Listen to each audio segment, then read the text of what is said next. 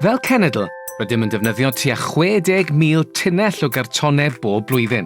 Mae hynny gyfwerth na phwysau 349 o forfilod glas. Yn ffodus, mae'n llawer haws ailgylchu cartonau erbyn hyn, sy'n golygu y bydd llai yn mynd i safleoedd tirlenwi. Ar ôl cael eu casglu a'i didoli o ddeunyddiau ailgylchu eraill, caiff y cartonau eu cymysgu gyda dŵr mewn peiriant tebyg i beiriant golchi dillad. Cant ei mathru am oddeutu 20 munud, a'i trawsnewid yn sylwedd ffibrog y gellir ei sychu a'i rolio mwyn creu cynnyrch papur newydd, enghraifft tiwbiau ar gyfer siocled poeth a cynnwysyddion gronynau grefi.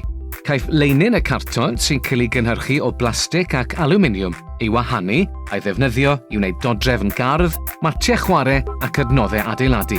Mae gwasgu cartonau cyn eu hailgylchu yn golygu i bod nhw'n cymryd llai o le ac yn helpu i gadw lorïau oddi ar y ffyrdd. I gael mwy o wybodaeth am y broses ailgylchu, ewch i www.ailgylchu-dros-gymru.org.uk.